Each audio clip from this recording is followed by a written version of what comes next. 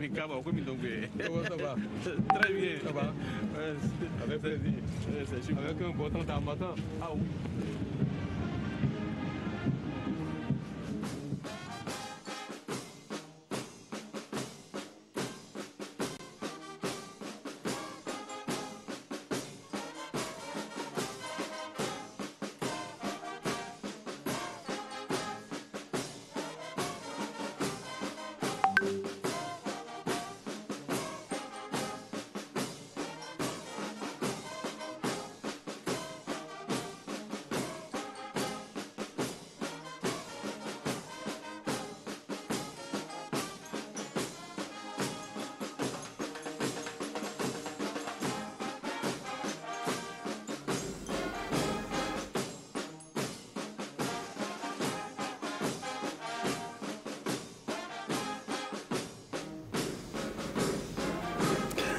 Le président de la République qui est arrivé au Parlement, accueilli par le président de l'Assemblée nationale qui lui présente le bureau de l'Assemblée nationale dont les membres font leur civilité au chef de l'État avant qu'il aille faire son exercice de présentation de l'État de la Nation à travers un message solennel devant les élus du peuple, un exercice républicain renouvelé chaque année une fois, globalement en décembre. L'année dernière, c'était le 21. Aujourd'hui, un an, jour pour jour, le 20. Le chef de l'État se rend au Parlement. Ça va être son avant-dernier exercice avant son passage de témoin aux futurs élus de la nation. Sur ce plateau pour délibérer des grands axes du message que le chef de l'État va adresser sur l'état de la nation. J'ai le plaisir d'avoir deux scrutateurs de la vie politique, deux analystes politiques, Jules Léandre Kitty. Bonjour Jules, merci de nous relever de votre fidélité pour analyser les grands moments de la nation. Ce sera avec beaucoup de plaisir et surtout en votre compagnie et certainement pour le plaisir, en tout cas c'est mon espoir, des téléspectateurs aussi. On laisse compte bien et vous serez en compagnie, vous allez croiser le verbe ici avec Loukman Tidjani, analyste politique aussi, merci à vous. Bonjour, bonjour à mes téléspectateurs. Voilà, donc on va analyser, scruter dans le détail, comme vous avez l'habitude de faire, les grands actes du discours du chef de l'État, lui qui finit de faire ses civilités aux membres du bureau de l'Assemblée nationale, à la conférence des présidents de l'Assemblée nationale qui lui ont réservé un accueil. Il va être introduit au cabinet du président de l'Assemblée nationale avant d'être admis dans l'hémicycle où l'attendent déjà les députés de cette mandature. Il va marquer une halte avant que démarre officiellement le grand cérémonial. Détail, comme vous avez l'habitude de faire, les grands actes du discours du chef de l'État, son message de faire ses civilités aux membres du bureau de l'Assemblée nationale, à la conférence de l'Assemblée nationale. On va faire une petite pause avant qu'on les retrouve, les deux personnalités, dans le Parlement, dans l'hémicycle. Ce sera dans un chouïard de minutes. Alors, dites-nous, chers analystes politiques, dans cet exercice d'ordinaire, le chef de l'État, il présente ses grandes réalisations, comment il a fait avancer le pays avec les moyens que lui ont donné les députés par le budget mis à sa disposition. Est-ce qu'on peut esquisser à grands traits au regard des grands moments qu'on a connus dans la vie politique, économique, sociale du pays et autres, est-ce qu'on peut esquisser, explorer les grands axes qu'il va présenter tout à l'heure, Jules Léandre Kitty? Oui, c'est vrai que nous ne sommes pas dans sa tête, mais il s'agit du discours sur l'état de la nation. Et pour des gens qui ont vécu dans cette nation avec lui, surtout que, quoique habitué à l'appeler le premier des Béninois, moi j'ai souvent, et j'ai eu l'occasion de le dire une fois devant le chef de l'État lui-même, à une occasion publique, il dit mais quand vous devenez président de la République, vous devenez la propriété des 13 millions de Béninois. Ils vous ont envoyé en mission. Et le fait que ce soit un discours sur l'état de la nation, ça veut dire qu'on demande à celui à qui nous avons donné mandat d'aller faire notre bonheur, parce que lui nous avait dit qu'il était rassasié de solutions à nos problèmes, de venir nous dire quel est l'état de la nation un an après. Sous sa Donc, gouvernance. quand on vous donne cette occasion, et comme il a souvent si bien fait, on vous donne l'occasion de dire qu'est-ce que vous avez fait de ce que vous avez prévu. Heureusement que ce qui a été prévu a été dit, parce qu'il fait partie de ces présidents qui trouvent toujours l'occasion de dire ce qu'il va faire d'abord. Donc on pourra voir dans quel pourcentage il a réalisé tout ça. Et il ne crachera pas sur l'occasion de valoriser, voire de vanter ce qu'il aura fait de bien, puisque nous ne le connaissons pas comme un président de style vous et là, donc il dit des choses concrètes qu'il a eu à faire. Il va parler de ses réalisations. Vu que ce n'est pas un exercice élastique, c'est pour peu de minutes, lui-même nous a habitués à faire des discours courts, il va forcément choisir des axes prioritaires. C'est ça. Je ne vois pas ce discours se faire sans qu'on ne dise quel est l'état de l'économie du pays actuellement. Et l'état de l'économie du pays, il faut voir ça entre les données macroéconomiques qui peuvent être servies, mais l'économie, c'est aussi la perception que le peuple a de ce que nous avons appelé souvent le panier de la ménagère. Alors, si on fait ce discours et ils n'en parlent pas, beaucoup de Béninois resteraient sur leur faim. Donc, c'est ça aussi l'axe économique. Après, il y a un plan sur lequel les Béninois, depuis qu'il est au pouvoir, et surtout quand il a prêté serment à Porto Novo pour son second mandat, et lui-même, il a parlé, il a sorti l'expression hautement sociale. J'ai l'impression que les Béninois l'ont marqué à la culotte par rapport à ça. On parle de social. Qu'est-ce qui est fait? Moi, j'ai coutume de dire, à la différence des autres chefs d'État, il fait dans le social planifié. Alors, quels sont les mots qu'il aura pour convaincre les Béninois de ce qu'il a gardé le pays dans un état qui puisse nous permettre d'espérer? Il passera forcément sur le plan social. Mais un plan sur lequel que nous pouvons tous considérer comme la patate chaude et qu'il ne pourra pas éviter également, parce que l'État sur la nation, la politique, ça fait partie de la vie de l'État. Il dira un mot sur l'ambiance politique. Je pourrais parler en français facile comme ça. Mais je présume qu'il n'ira pas dans des détails qui feront polémique, parce que l'exercice a un cadrage juridique. C'est la Constitution qui dit de parler de l'État de la nation, non pas de rentrer dans les polémiques politiciennes dans lesquelles surtout ses adversaires politiques veulent bien le conduire. Et d'ailleurs, ça ne fait pas partie de son style que de rentrer dans ces polémiques. Donc moi, c'est un peu comment vous voyez la trame de l'exercice qu'il va présenter tout à l'heure, une sorte d'inventaire en coup de chemin, de mandat. Il n'oubliera certainement pas d'ouvrir, de faire des perspectives. Surtout que c'est la dernière ligne droite. Exact. Voilà. On va entendre Lukman Tidjani sur le sujet, en fait, ce qui va être la trame de l'exercice, que, bon, c'est pas de la divination, mais bon, enfin, on sait à peu près, il va présenter un satisfecit sur un certain nombre de réalisations, il va faire du abandon, pour tout dire, mais après, est-ce qu'il pourra, profil bas oblige, sur tout n'est jamais parfait. Est-ce qu'il fera du abandon faible ou du abandon faible sur des sujets qui fâchent, politiques, sociaux, où il y a quand même toujours une sorte de complainte, de stress social? Non, je pense que je rejoindrai mon ami Kitty en disant qu'il fera pour vous paraphraser aussi, du abandon, mais du abandon modéré et réaliste. Le chef d'État nous a déjà habitués par la sincérité de son discours, la sincérité des mots qu'il utilise. Vous l'avez dit tout à l'heure, c'est vrai qu'on attend que dans son discours, il aborde la question de l'économie, la question du social. C'est un sujet qui fâche aussi, parce qu'au-delà des agrégats, le panier de la ménagère, les conditions de vie des travailleurs, les conditions de vie des femmes, des jeunes dans les ménages, il faut forcément aborder ces questions, parce qu'au-delà du verbe hautement social, l'ensemble des concitoyens attendent et sont restés plus ou moins impatients, j'estime, sur leur fin, sur des actes concrets. Donc je pense qu'il revient aujourd'hui au chef de l'État, pas forcément de se justifier, mais de trouver les mots forts pour pouvoir le dire. L'autre axe que je vois, c'est la question de la sécurité de la défense, en voyant l'intégrité du territoire, la menace djihadiste, la menace terroriste qui continue de pointer dans la sous-région. Je ne pense pas que le chef d'État pourrait faire un discours sans aborder cette question-là.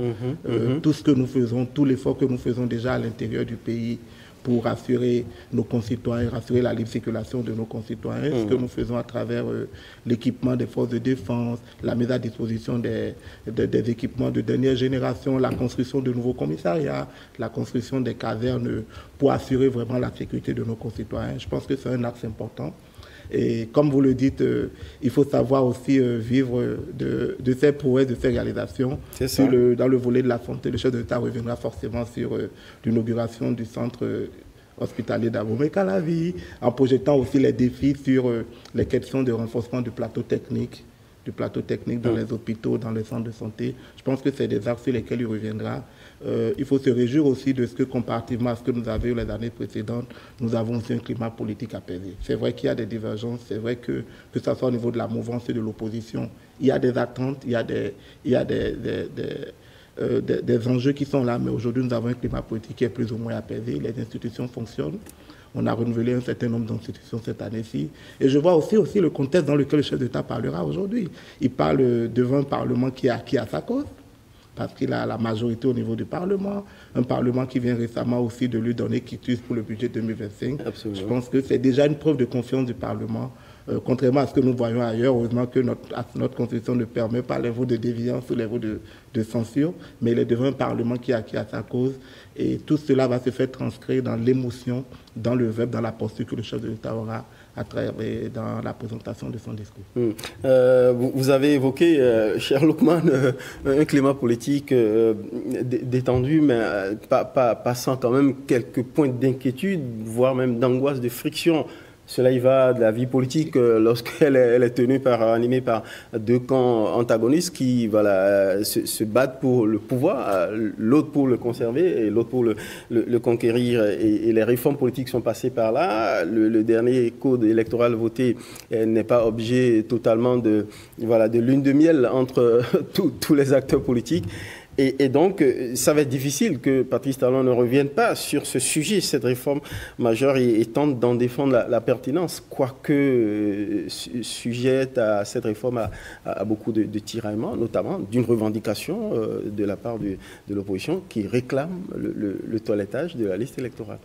Non, même la révision. Hein. Oui, moi je suis prompt. Je ne suis pas prêt à utiliser l'expression climat politique apaisé. Ne craignez rien.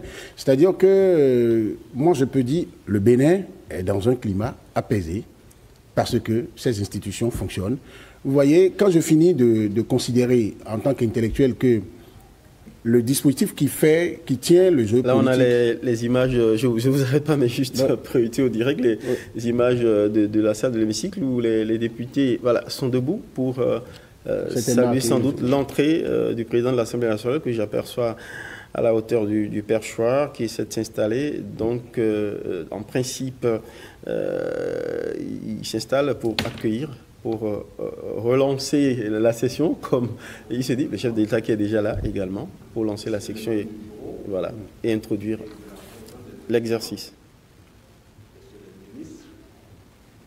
Officiers généraux, officiers supérieurs, chers collègues députés, bonjour et veuillez vous asseoir.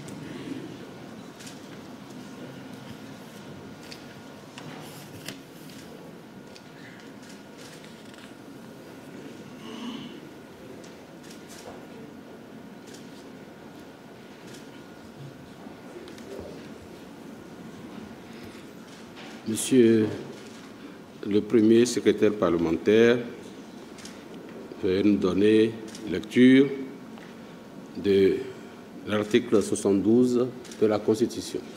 Merci, Monsieur le Président. Article 72 de la Constitution. Le Président de la République adresse une fois par an, un message à l'Assemblée nationale sur l'état de la nation. Il peut aussi, à tout moment, adresser des messages à l'Assemblée nationale. Ces messages ne donnent lieu à aucun débat. Ils peuvent toutefois inspirer les travaux de l'Assemblée nationale. Fin de citation, Monsieur le Président. Merci.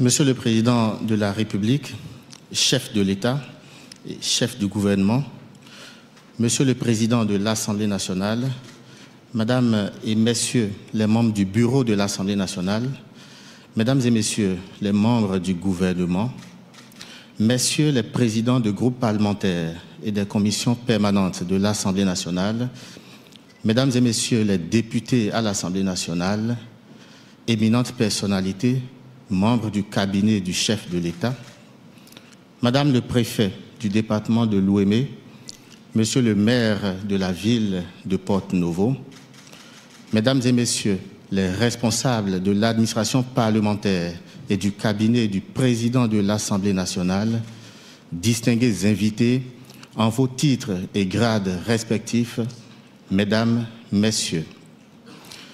Sacrifiant à une tradition républicaine bien établie et conformément aux dispositions constitutionnelles, l'Assemblée nationale est honorée d'accueillir ce jour M.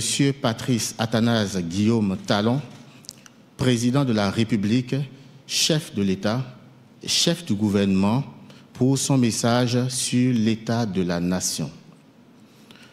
En cette occasion solennelle, le cérémonial fort simple sera marqué par les 3 phases ci-après.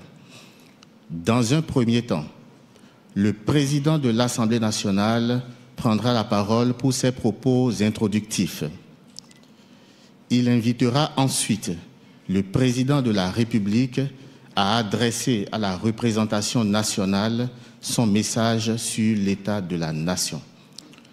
La 3e phase, enfin, sera marquée par la suspension de la séance par le président de l'Assemblée nationale, suivi du retrait du chef de l'État, accompagné du président de l'Assemblée nationale. Mesdames et Messieurs, au regard du programme ainsi présenté, je voudrais inviter très respectueusement Monsieur le Président de l'Assemblée nationale à dire son mot introductif. Merci. Excellence, Monsieur le Président de la République, chef de l'État et chef du gouvernement. Au nom de mes collègues députés et en mon nom personnel, je vous souhaite la bienvenue ici, dans ce temple, sinon l'Église, sanctuaire de la démocratie. Après environ 12 mois, comme à l'accoutumée, vous voici à nouveau face à la représentation nationale pour votre message sur l'état de la nation, conformément aux dispositions de l'article 72 de la Constitution. Cela témoigne du respect que vous avez pour notre Constitution et notre peuple. Excellences, Monsieur le Président, je vais citer quelques propos d'un de vos collaborateurs qui vous connaît mieux que nous et qui a donné un sens souvent à vos sorties et à vos propos. Il se reconnaîtra certainement et vous le reconnaîtrez aussi à travers ses propos. Même si les actes parlent plus fort que ces mots, tant son propos est rare et ses réalisations éloquentes, le président Patrice Talon n'en est pas moins doté d'un sens pointu de la formule. Selon les circonstances, en effet, le propos peut être dévastateur, avenant, enthousiaste, optimiste, en tout cas parce qu'il a fait le choix de raréfier ses prises de parole. Ses sorties sont recherchées, scrutées, décryptées. La concision de ses discours, la précision de ses mots, saluée du reste, autant par l'opinion que par les exégètes d'ici et d'ailleurs, n'enlèvent rien à leur profondeur. Ces sorties médiatiques, pour rares qu'elles sont, ne renferment pas moins de phrases fortes à isoler, à valoriser. Signe qu'elles sont soigneusement préparées. Pour les soutiens, les opposants ou les contenteurs, comme pour l'observateur, le chercheur, l'analyste, il y a toujours matière à pulser dans le propos de M. Patrice Talon. Mais attention, il est contre-indiqué de le prendre toujours au premier degré. Excellent Monsieur le Président de la République, je ne sais pas si vous vous reconnaissez à travers ces propos. De toutes les façons, je voudrais, par les pouvoirs qui me sont conférés, et au nom de la représentation nationale, vous inviter à la tribune pour délivrer votre message. Je vous remercie.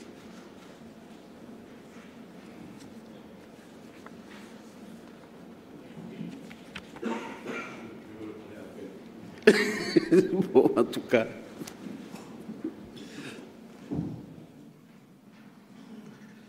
Monsieur le Président de l'Assemblée nationale, Mesdames et Messieurs les députés, à nouveau, je me fais le devoir et le plaisir de venir ici, dans le temple de la contradiction politique constructive, vous entretenir sur l'état de notre nation. Honorables députés,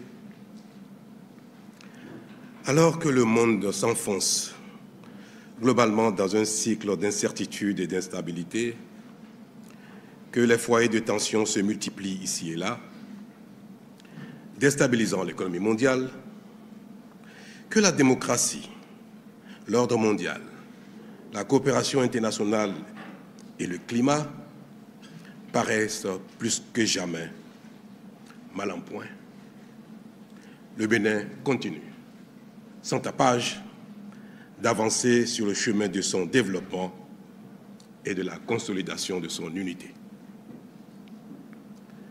Nos succès sont incontestables dans tous les domaines, même si leurs effets ne sont pas toujours immédiatement perceptibles. Le seul domaine dans lequel nous sommes toujours à la peine reste celui de la lutte contre le terrorisme sur la frontière nord du territoire. Malgré nos efforts qui nous permettent de contenir le mal, voire de le faire reculer, nos forces de défense et de sécurité positionnées sur nos lignes de frontière nord continuent d'être éprouvées par des terroristes en totale liberté dans des pays voisins.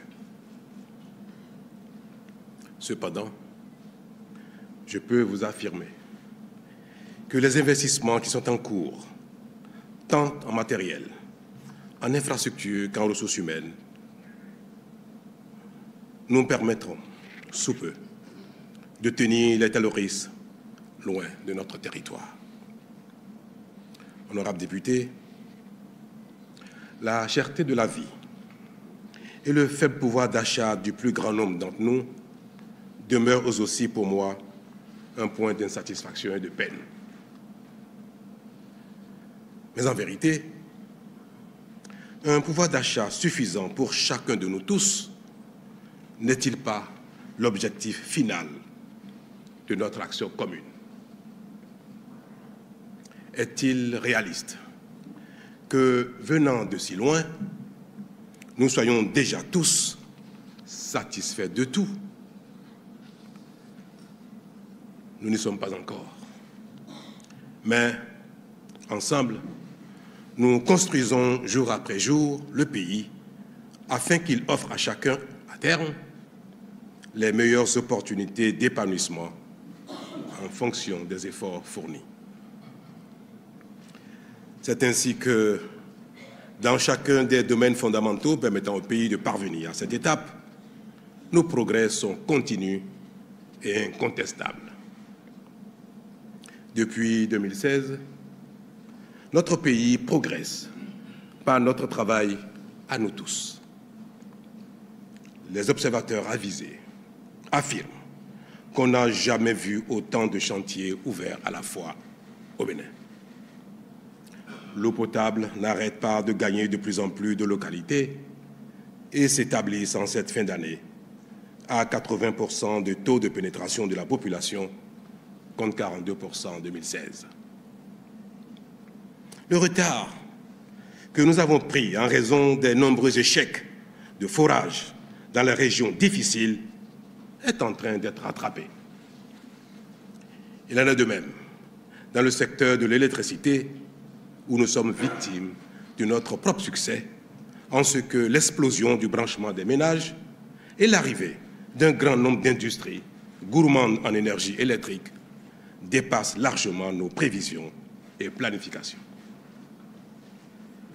Mais nous serons au bout de nos peines dans les 24 mois à venir. Dans le secteur des infrastructures, la cité ministérielle, la cité administrative d'Abomey-Calavi, les cités départementales, les multiples édifices administratifs et d'institutions, les innombrables marchés modernes, ruraux et urbains, qui font de plus en plus notre fierté comme jamais, et j'en passe, témoignent de nos prouesses sans pareil. Le secteur de la santé n'est pas en reste, et le meilleur s'annonce déjà. Le centre hospitalier universitaire international d'Abomey-Calavi, l'hôpital de zone de Savé ou celui de Tchaourou sont autant d'exemples qui nous donnent l'avant-goût de ce qui est en cours. Dans le secteur productif, notre dynamisme reste soutenu et enviable. L'industrie, l'agriculture, le commerce, les services et l'artisanat progressent de manière remarquable.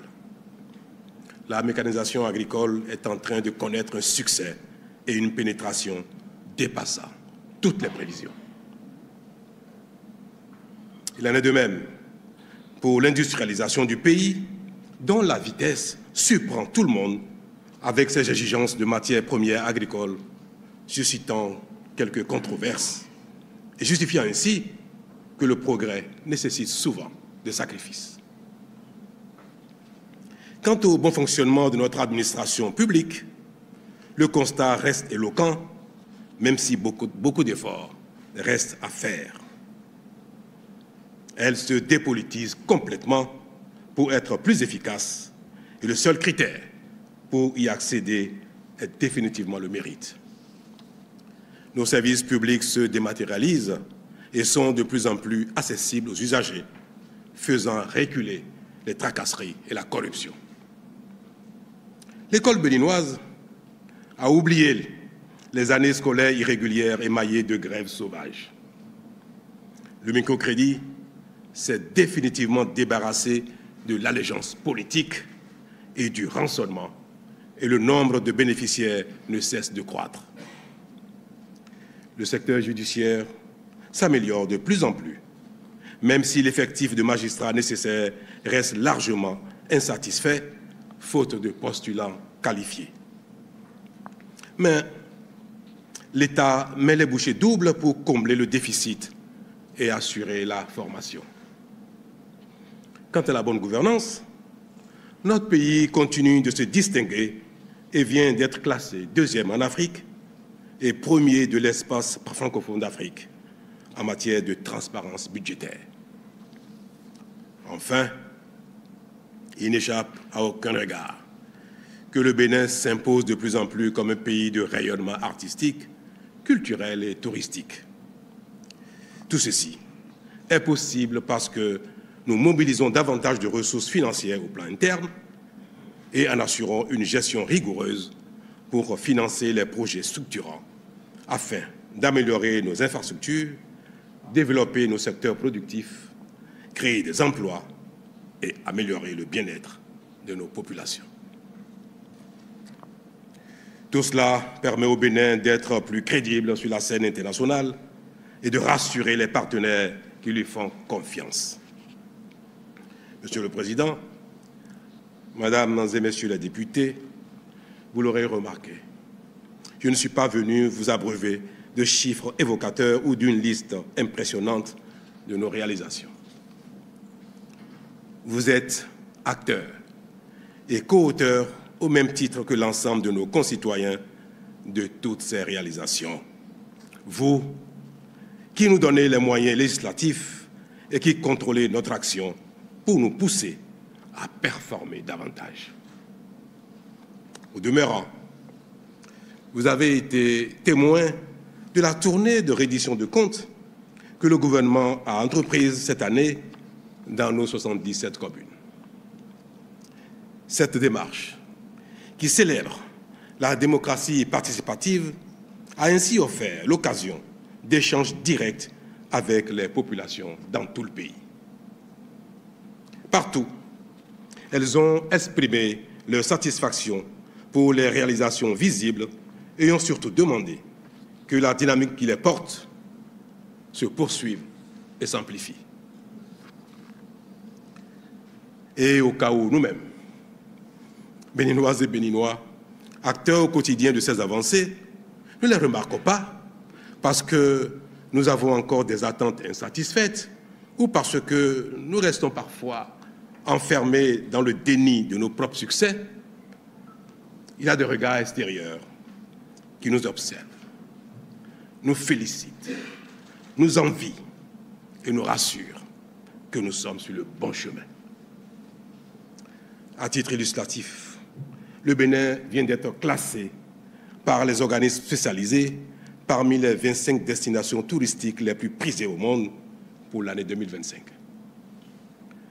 Cette performance inédite n'est autre que le résultat de notre action résolue pour le développement touristique. Et il est clair qu'elle va s'améliorer encore avec l'achèvement de nombreux chantiers en cours dans le pays. C'est le signe que nous avons eu raison de commencer à révéler notre riche patrimoine touristique, créateur d'emplois et de richesses. Dans la même veine, suivant le classement du Forum économique mondial, le Bénin est aujourd'hui 5e en Afrique pour la qualité de son réseau routier. S'il est vrai qu'on ne mange pas la route, il est pourtant vrai que la route fait manger. Plus que jamais.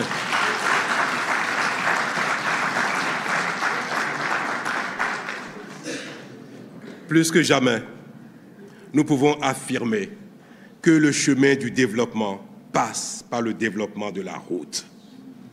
La preuve est que partout, nos concitoyens en réclament davantage en précisant que c'est bien de la nouvelle qualité de route qu'ils parlent.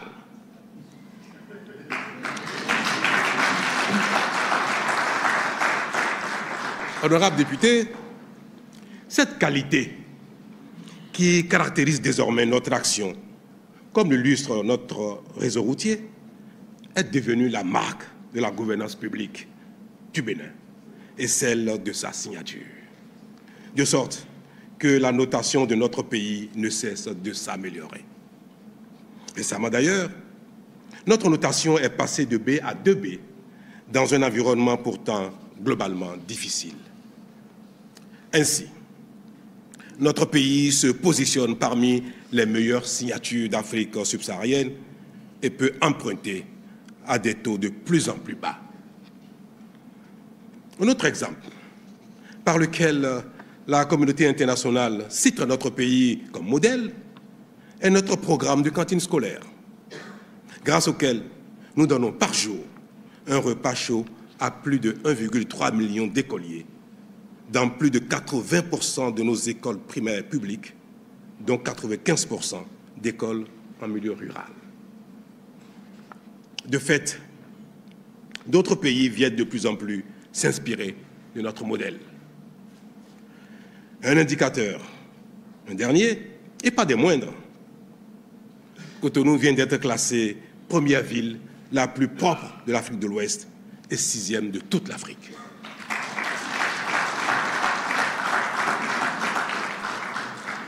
Cela est certes flatteur, mais notre volonté est de faire toujours mieux, car nous avons vocation à être les meilleurs partout.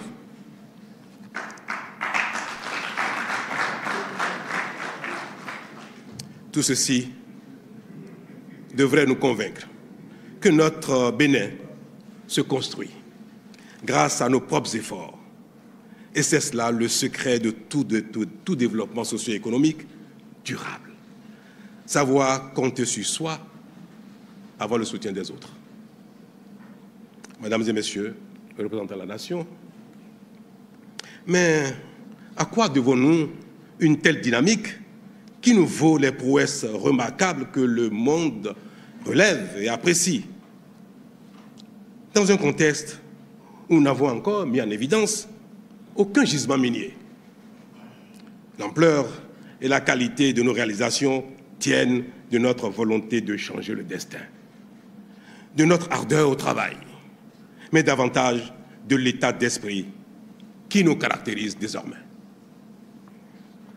Cet état d'esprit, c'est celui d'avoir pris conscience que seul notre travail peut nous sortir de la pauvreté et nous offrir les conditions de vie auxquelles nous aspirons tous. Cet état d'esprit, j'en ai la conviction, a inspiré nos guépards dans leur campagne de qualification pour la Coupe d'Afrique des Nations de football édition 2025, et il leur a permis de surmonter les difficultés, même lorsque cela paraissait impossible, pour revenir sur le devant de la scène continentale. Et j'ose croire qu'ils y puiseront désormais les ressources pour s'y maintenir et viser encore plus haut. Monsieur le Président, honorables députés, viser plus grand et plus haut, au-delà des individus et des petits groupes, doit être aussi le leitmotiv de notre pays dans son ensemble. C'est cela qui va accroître nos performances, les densifier, les porter à l'échelle afin qu'elles impactent de plus en plus et durablement la qualité de vie. Pour y parvenir, nous avons besoin aujourd'hui et surtout à l'avenir de ressources humaines aptes, capables d'exploiter au mieux leurs capacités au service de la nation. Or, il est un fait que le retard de croissance affecte particulièrement les enfants au cours des 1000 premiers jours de leur vie, c'est-à-dire du 3e mois de gestation jusqu'à l'âge de 2 ans, période durant laquelle le cerveau de l'enfant se développe pour l'acquisition du potentiel cognitif nécessaire à la construction du capital humain. C'est pour cela que le gouvernement a initié le projet de supplémentation nutritionnelle des 1000 premiers jours qui vise à préserver nos enfants des préjudices irréversibles des carences nutritionnelles durant cette période et ainsi leur permettre de grandir en bonne santé avec la préservation de tout leur potentiel cognitif et intellectuel. Grâce à ce projet, dont la phase pilote est déjà en cours et qui sera bientôt généralisée dans tout le pays, nous fournirons gratuitement des suppléments nutritionnels aux femmes enceintes, aux femmes allaitantes et aux enfants de 6 à 24 mois. Mieux, les frais de consultation prénatale dans les centres de santé publics seront pris en charge par l'État pour faciliter l'accès aux suppléments nutritionnels au plus grand nombre de femmes enceintes ciblées par le projet.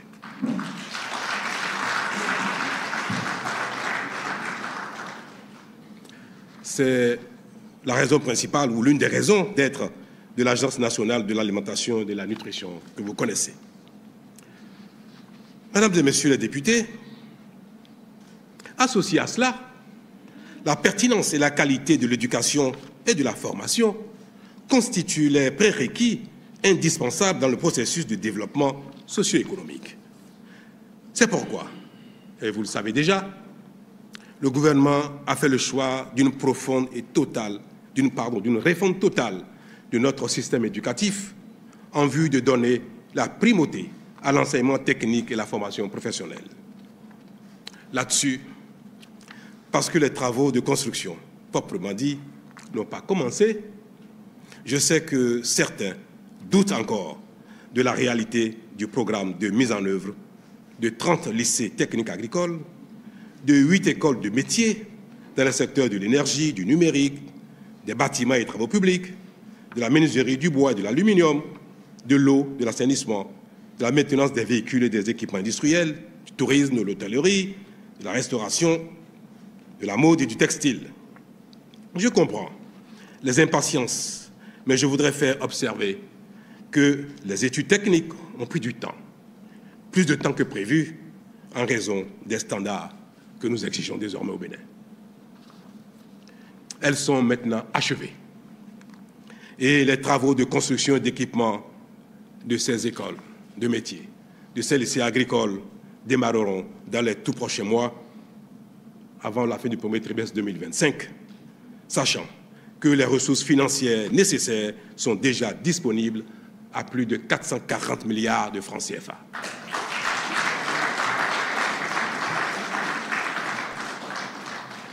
Ces programmes permettront notamment à tous les apprenants, quel que soit leur profil, d'acquérir des compétences en temps réel selon leurs besoins et ceux du marché du travail. Il est à rappeler, dans la perspective de cette révolution qui s'annonce comme pour notre secteur éducatif, le gouvernement finance depuis quelques années déjà la formation sur place et à l'étranger de plus de 700 nouveaux enseignants devant servir dans le sous-secteur. De même, un programme de recyclage et de perfectionnement est en cours de préparation à l'endroit des enseignants en situation de classe. Enfin, pour être complet sur ce sujet, je voudrais rappeler que le gouvernement a entrepris de mettre en place pour la rentrée scolaire 2026 6 lycées scientifiques et 2 écoles normales supérieures scientifiques de référence internationale. C'est dire, mesdames et messieurs, que l'année 2024 qui s'achève a consolidé nos acquis et poursuivi la dynamique au-delà de nos attentes. Fort de ce constat, je m'en voudrais de ne pas vous exprimer, honorables députés,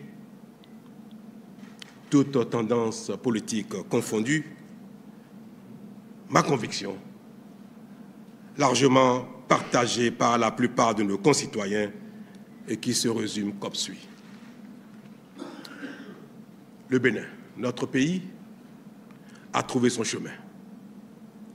Et cela est irréversible. Peu importe l'opinion et le souhait des nostalgiques en quête d'un retour à notre passé honteux.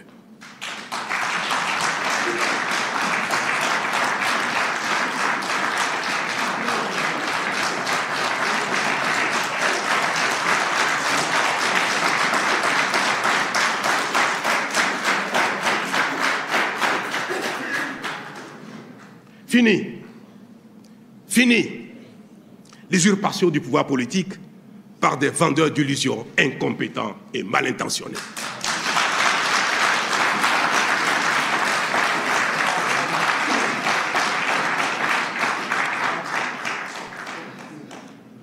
Aucune supplication, aucun râlement, aucune menace ne nous fera reculer.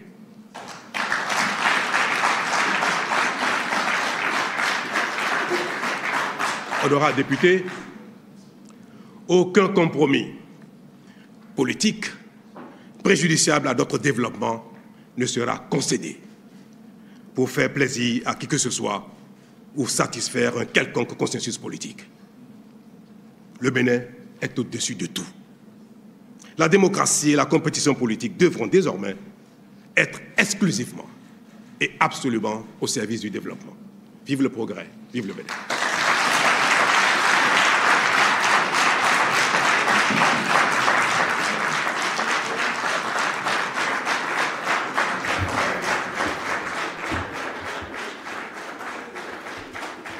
Le chef de l'État vient de finir son discours sur l'état de la nation qu'il a commencé à 10h13. Le président de l'Assemblée nationale va reprendre la parole pour la suite de la cérémonie qui va finir avec les salutations au chef de l'État. On écoute le président de l'Assemblée nationale. Qui son temps Chers collègues, voilà.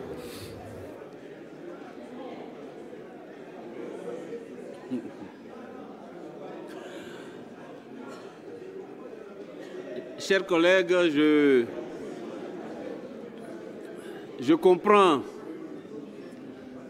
votre enthousiasme, je comprends la joie qui vous anime à l'issue de ce discours sur l'état de la nation. Bon, mais vous aurez l'occasion de commenter hors hémicycle, parce que cela ne donne droit à aucun débat ici. Je voudrais néanmoins que vous constatiez avec moi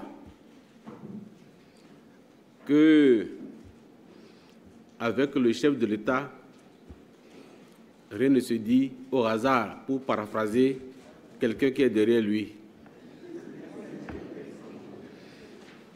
Rien ne se dit au hasard.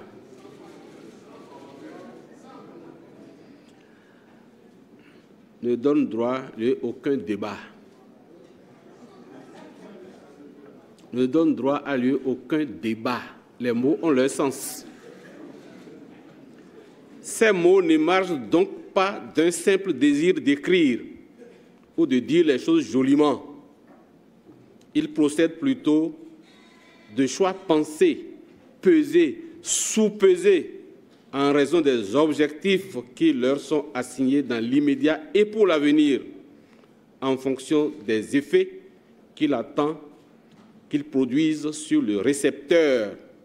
Et alors, le dosage est toujours fonction de la cible à laquelle ils sont destinés, de même que de la circonstance qui les a fait naître. Quand les choses sont bien dites, il est inutile d'aller chercher ailleurs. Je remercie celui-là qui m'a prêté ses idées comme élément conclusif du discours du chef de l'État sur la nation. Merci beaucoup à celui-là qui est derrière vous et dont je viens de citer les propos. Merci à tous les collègues qui ont été présents. Merci à ceux aussi qui sont présents par leur absence, étant donné qu'ils sont présents à travers les masses médias, là où ils sont en mission.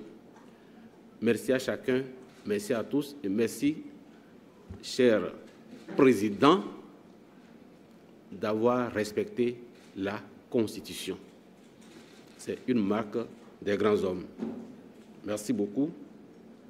Et, cher ministre, je suis heureux de souhaiter la bienvenue aussi au ministre conseiller que je vois pour la première fois physiquement.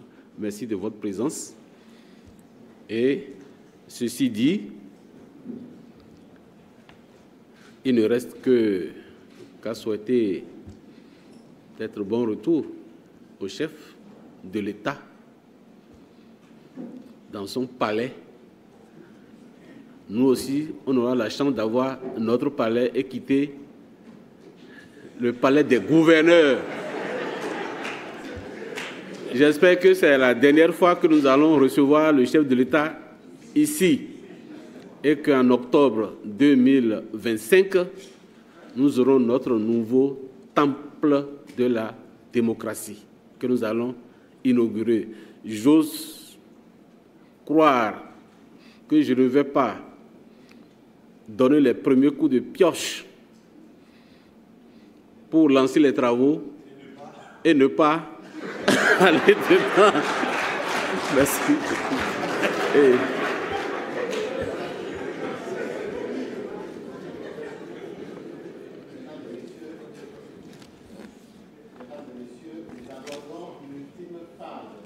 De la présente cérémonie, elle sera consacrée à la suspension de la séance par le président de l'Assemblée nationale, suivi du retrait du chef de l'État, accompagné du président de l'Assemblée nationale. Chers collègues, la séance est suspendue. Elle sera reprise dès lors que vous serez informés par les canaux habituels. Mesdames et messieurs, je vous prie de vous tenir debout pour saluer le retrait du chef de l'État et du président de l'Assemblée nationale.